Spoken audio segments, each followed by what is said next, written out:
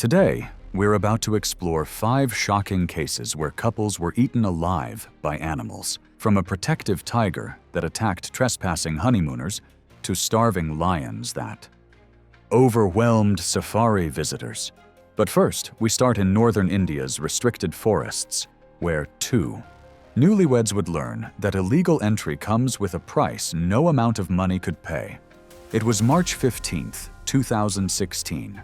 In the buffer zone outside a national park in northern India. The dense forest stretched beyond official boundaries, where villages bordered protected habitat. Morning mist hung between trees as illegal logging paths crisscrossed through areas marked with faded warning signs. Fresh tracks from the previous night's hunting covered the forest floor. Owen was 34. A software engineer from the capital who worked 60-hour weeks developing mobile applications for a tech startup. Kavitha was 29, his wife of 6 months working in digital marketing for an advertising agency. They were newlyweds celebrating their delayed honeymoon after postponing their trip twice due to demanding work schedules and project deadlines. Kavitha was 11 weeks pregnant with their first child, confirmed by her doctor just 2 weeks earlier. They had hired an unlicensed local guide to take them into restricted areas for authentic photos that other tourists couldn't access through legal channels. Neither Owen nor Kavitha had wilderness experience beyond city park visits, and one previous camping trip to a developed recreational area with bathroom facilities and marked trails. Owen carried a professional camera system, including telephoto lenses and specialized wildlife photography equipment. Kavitha documented their adventure with her smartphone, planning to create a photo album for their unborn child. The guide warned them to stay quiet and follow exactly behind him, explaining that noise carried far in the forest environment and could attract unwanted attention. Local villagers had reported a female with 2 cubs using this territory for the past month, with sightings increasing in frequency as the animals established new den sites. The guide emphasized the importance of maintaining distance and avoiding sudden movements that could trigger defensive behavior. The guide pointed out claw marks on tree bark 8 feet above ground level, indicating recent territorial marking behavior by a large adult. Paw prints in soft mud showed the animal had passed through within the previous 24 hours. Bird calls and monkey alarm sounds indicated predator presence in the immediate area, creating an acoustic warning system that experienced locals understood, but tourists often ignored. Female tigers typically weigh 220 to 350 pounds when fully grown, with males reaching 400 to 570 pounds.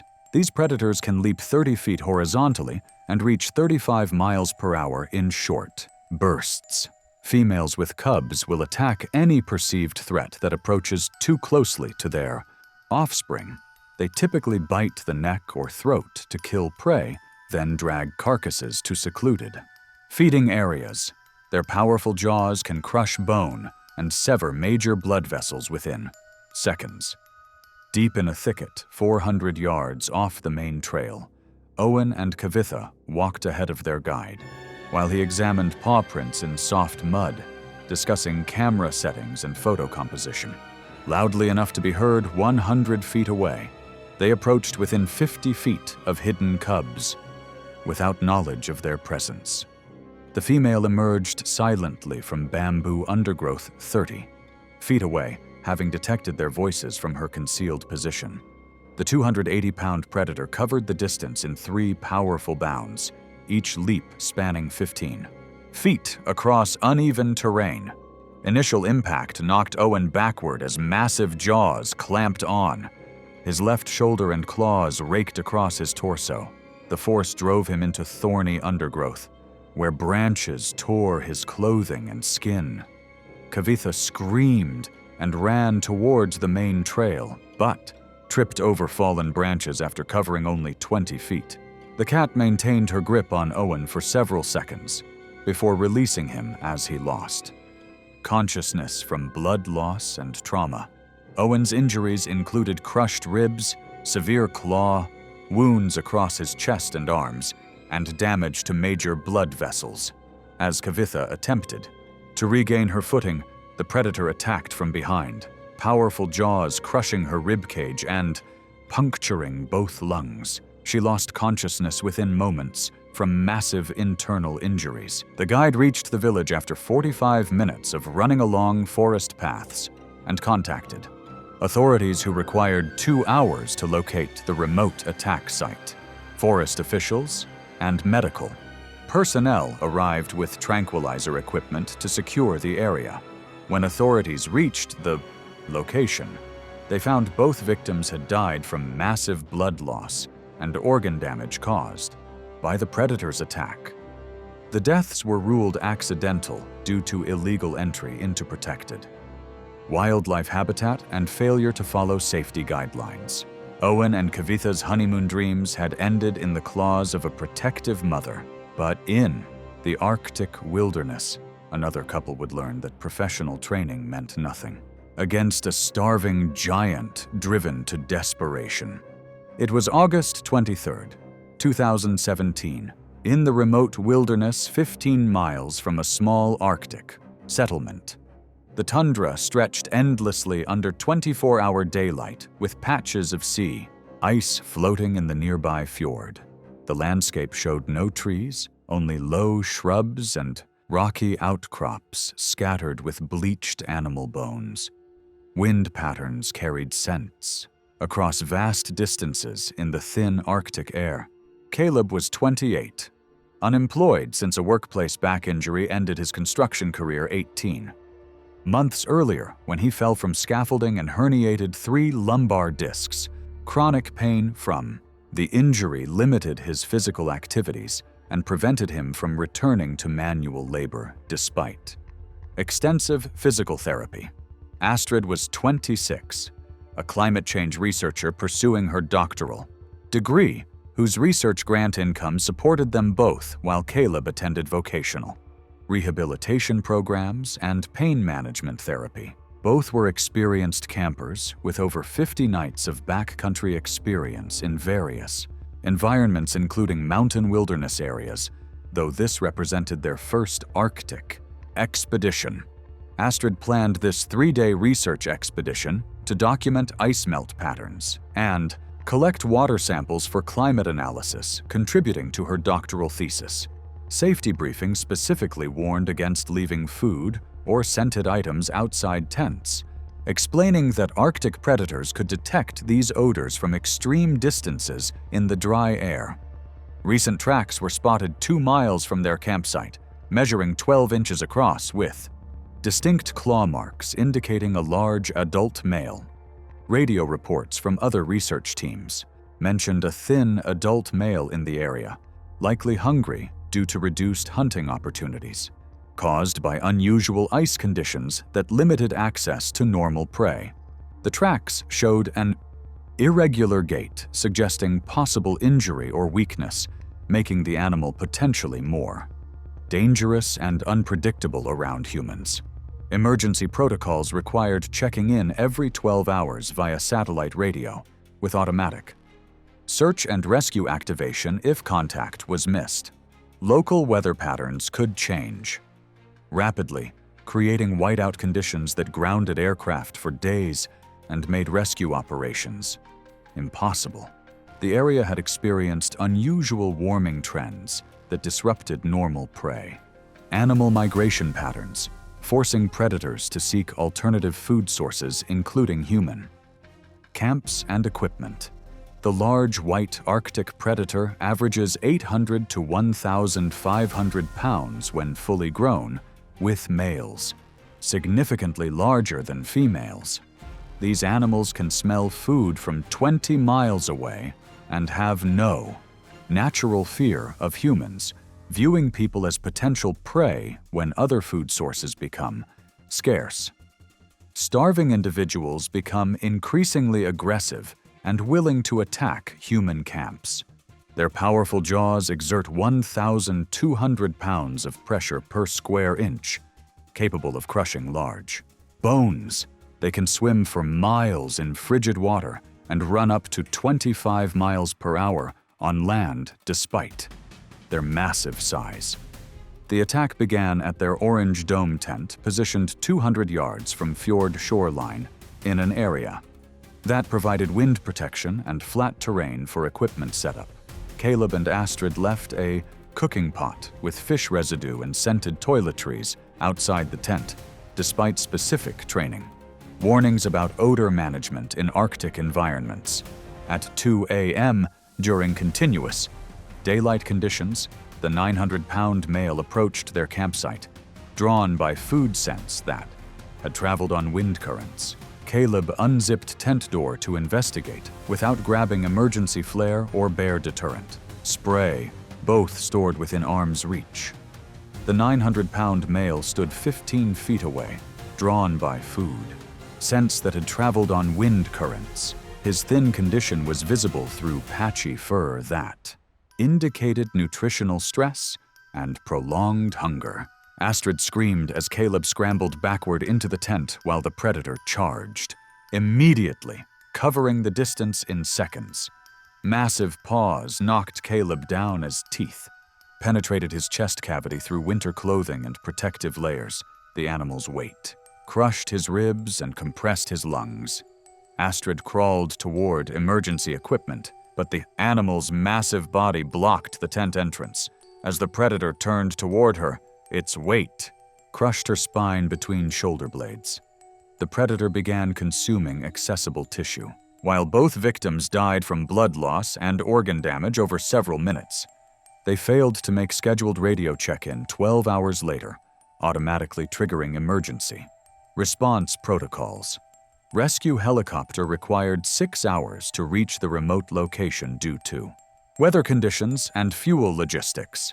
When rescue teams arrived, they found both victims had died from massive blood loss and organ damage caused by the predator attack.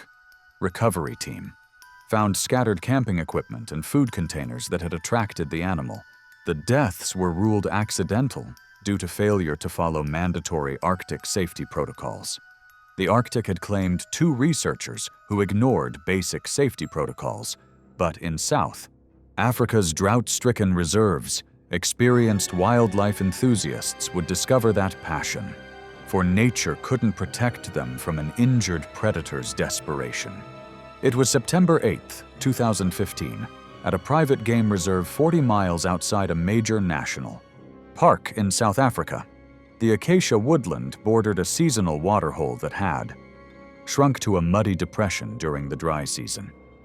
Game trails converged at this critical water source where animals gathered each evening.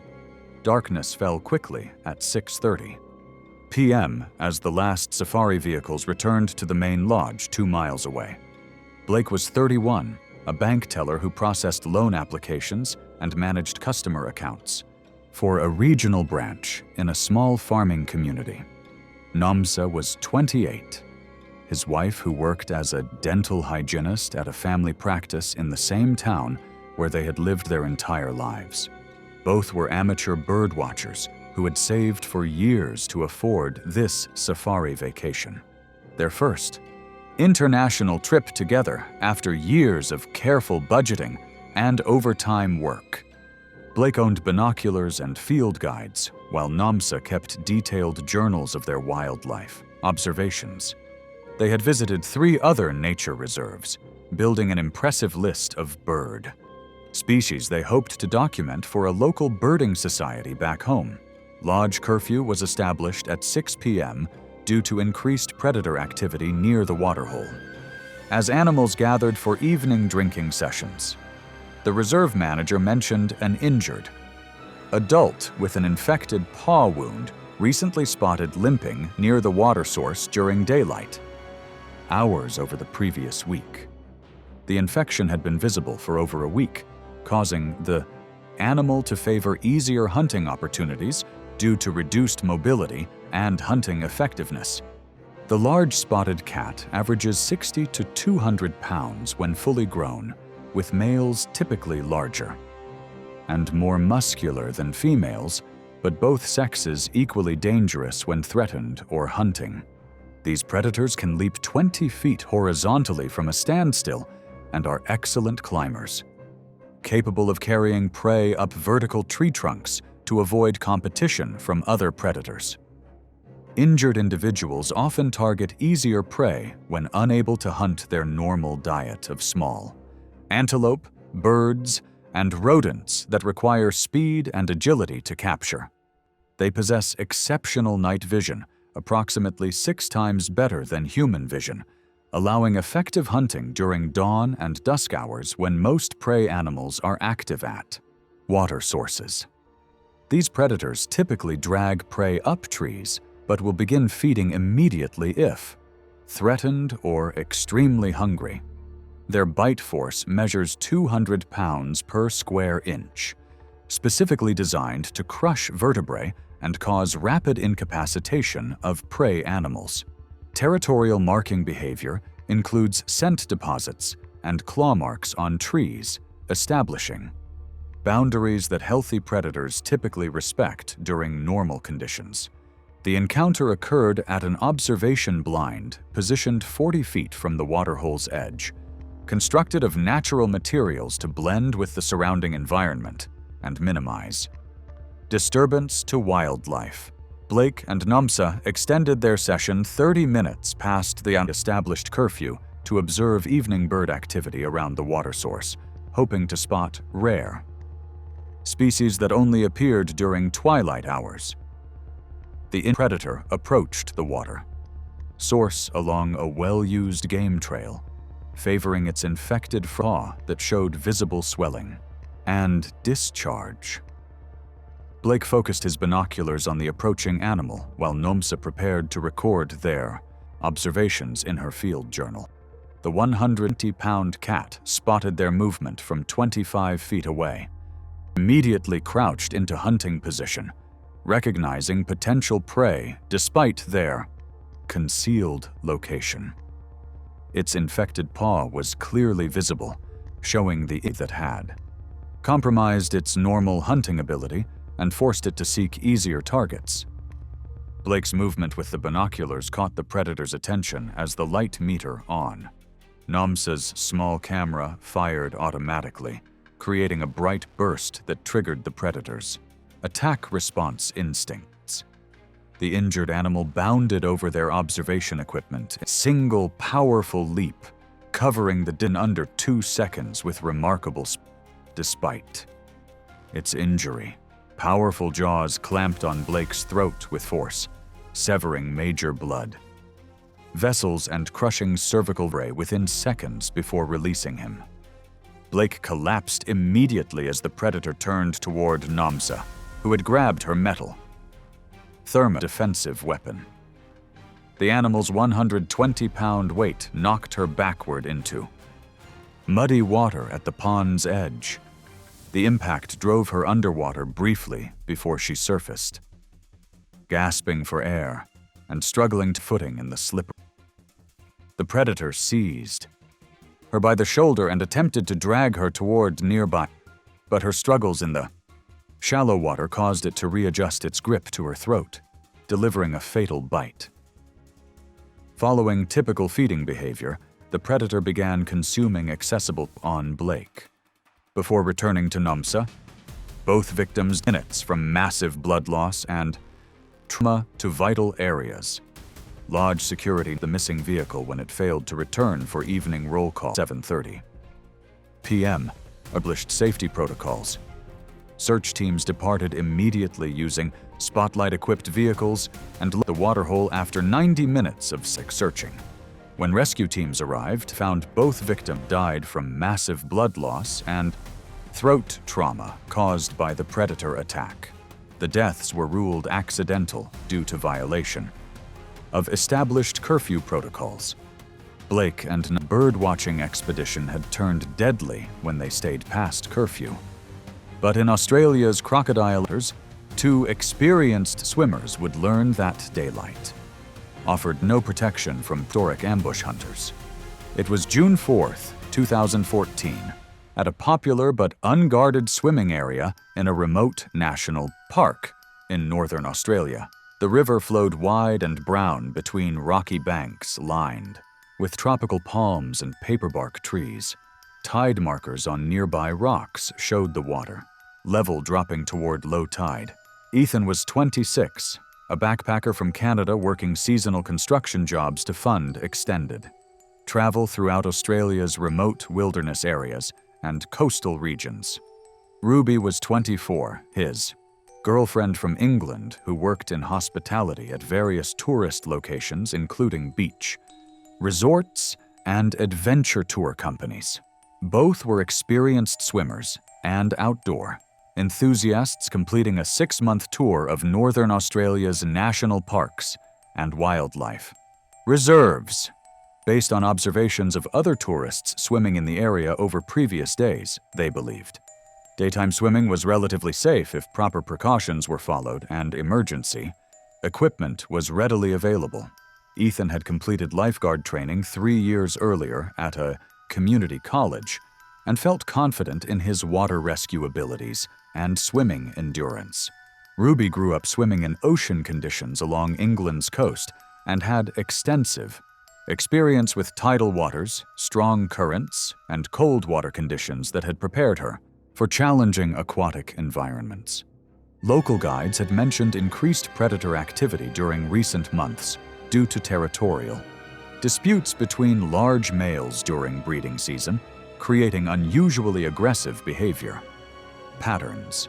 Park authorities had recorded 3 separate confirmed sightings within the previous week at this specific location, indicating regular use by at least one large individual. Fresh slide marks on the muddy bank showed where a large reptile had recently entered the water, leaving impressions 6 feet wide and several inches deep in the soft mud. The marks showed regular use over several days, indicating an established basking site and prime hunting area.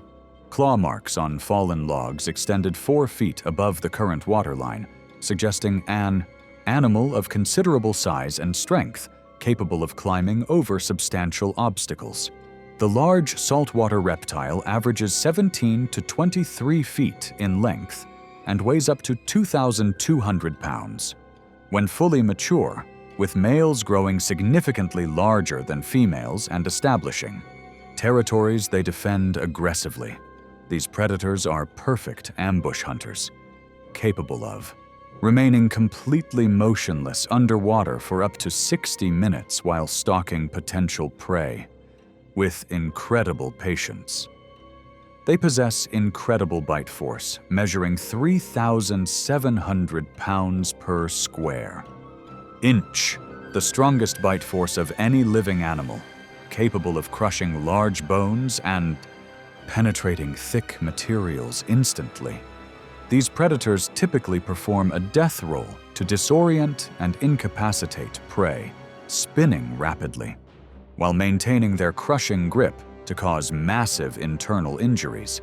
After incapacitating their prey, they begin feeding immediately on accessible tissue. They can accelerate to 25 miles per hour in water and launch themselves completely out of water when attacking prey near the shoreline. At a swimming hole 50 feet from the main river crossing point, where water depth reached 8 feet, Ethan and Ruby entered the water during peak predator activity time, when these reptiles hunt most actively. The 18-foot male had been lying motionless in murky water 20 feet from shore, having established this location as a preferred hunting area over several months. Ethan swam toward deeper water to test current strength, while Ruby followed more cautiously, staying closer to shore initially. The 1,800-pound predator had detected their movement and sent from 100 feet away, but remained completely motionless while they approached his territory. The massive reptile exploded from below when Ethan reached the 6-foot depth mark, launching his entire body upward with incredible force. Massive jaws clamped around Ethan's torso just below his ribcage, with teeth penetrating through his body and causing immediate trauma to internal organs. Ruby screamed and attempted to reach Ethan as the predator dragged him toward deeper water. The death roll began within seconds, spinning Ethan underwater while maintaining its crushing grip. The violent rotation caused massive internal injuries and loss of consciousness. Ruby dove underwater, attempting to help, but the massive territorial male, now fully committed to defending his hunting ground, seized her as she approached. The crocodile's powerful jaws crushed her chest and arms, causing severe trauma and rapid blood loss. The predator dragged both victims to deeper water, where they drowned from their injuries and submersion. Following typical behavior, the crocodile stored the bodies in submerged vegetation along the riverbank. Emergency services required 45 minutes to reach the remote location due to difficult terrain access. Wildlife management teams secured the area before recovery. Operations could begin safely, locating the predator 150 feet downstream. When rescue teams arrived, they recovered both victims from the underwater storage site. The deaths were ruled accidental due to swimming in known predator habitat despite posted warnings. The crocodile-infested river had claimed 2 backpackers who underestimated Australia's deadliest predators. But in Africa's drought-ravaged plains, a couple's anniversary celebration would end when vehicle failure left them exposed to nature's most desperate hunters. It was October 12, 2018, in an unfenced section of a major African ecosystem, 25 miles from the nearest ranger station.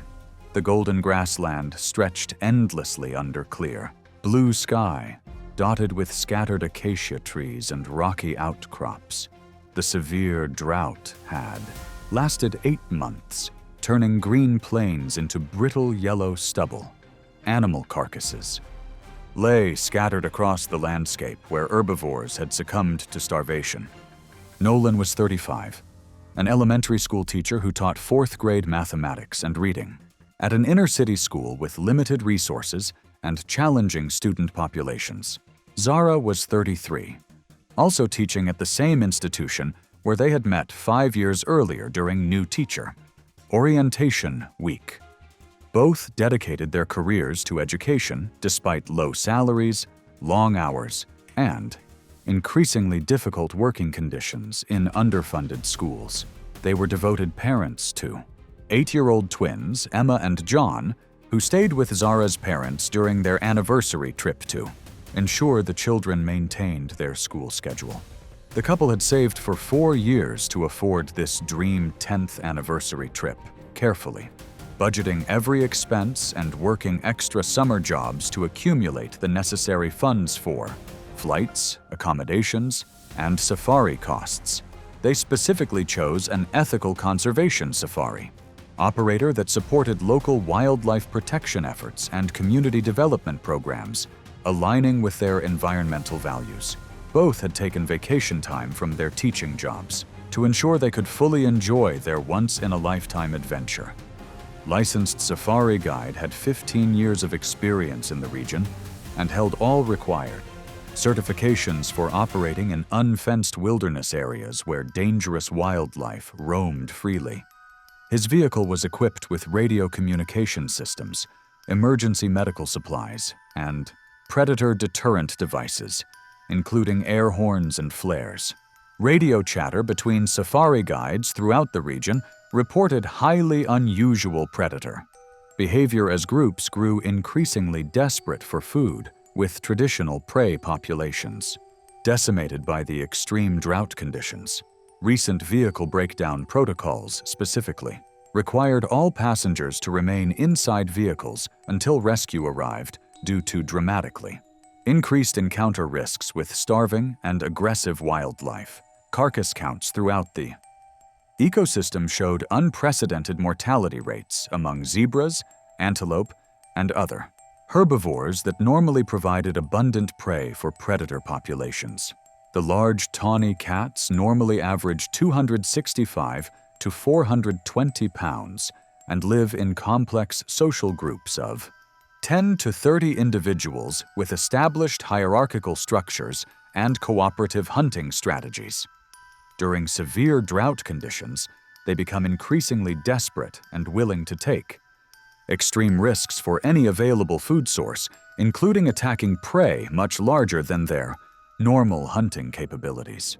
Starvation drives them to modify their natural behavior patterns dramatically, including increased aggression toward humans and willingness to approach vehicles and camps. When multiple predators feed together during times of extreme hunger, they typically incapacitate prey completely before beginning consumption, though desperation can alter normal behavioral patterns.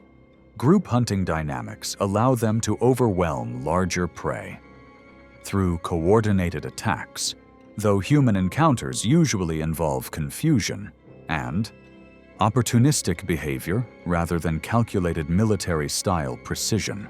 Bite force measures 650 pounds per square inch, sufficient to crush bones and cause massive trauma when multiple animals attack. Everything went wrong in open grassland 200 yards from the nearest acacia tree, where their vehicle suffered complete mechanical failure due to radiator problems exacerbated by extreme heat and dust conditions clogging the cooling system. After radioing for assistance and receiving confirmation that backup would arrive within 45 minutes, engine coolant loss required immediate external repair work that couldn't be completed from inside the vehicle. Too large. Predators had been resting in nearby shade when the vehicle's breakdown attracted their attention through scent and mechanical sounds. As Nolan worked under the vehicle's hood with basic repair tools while Zara monitored radio communications from the passenger seat, she spotted movement in the grass 80 feet away at 8:15 a.m. She called a warning when she realized two large predators were slowly approaching. Through the sparse cover, testing and circling their position. The animals showed typical stalking behavior, moving closer in stages while assessing the threat. The lead female began a cautious approach as Nolan attempted to reach the vehicle, but his sudden movement triggered her predatory instincts. As he stumbled over the repair tools and fell 30 feet from the vehicle, the female committed to her charge. The second predator moved too. Flank as Nolan scrambled desperately toward safety, but couldn't cover the distance in time. Nolan was brought down as he reached for the vehicle door handle, with the female delivering a crushing bite to his back and neck. Zara screamed and attempted to start the engine, but the mechanical failure prevented any escape. The second predator approached the driver's side, cautiously testing the opening before attacking through the partially open door as she tried to close it, seizing her arm and dragging her from the vehicle. Both victims suffered fatal injuries from powerful jaws targeting vital areas. The predators' desperation drove them to overcome their natural wariness of humans and vehicles, though they still showed hesitation before committing to the final attacks. Following their natural instincts, the animals incapacitated both victims completely before beginning to feed.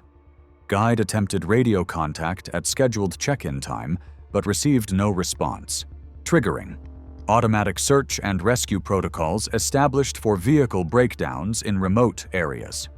A rescue vehicle located the site after a 90-minute search through difficult terrain, finding the predator group had scattered when ranger vehicles approached with sirens and air horns. When rescue teams arrived, they found both victims had died from massive trauma and blood loss caused by the predator attack. The recovery team found the couple's anniversary gifts still wrapped in the vehicle, along with photos from earlier in their trip. The deaths were ruled accidental due to vehicle breakdown in unfenced wilderness during extreme drought conditions. That had altered normal wildlife behavior patterns. Thanks for watching. If you liked these stories, click here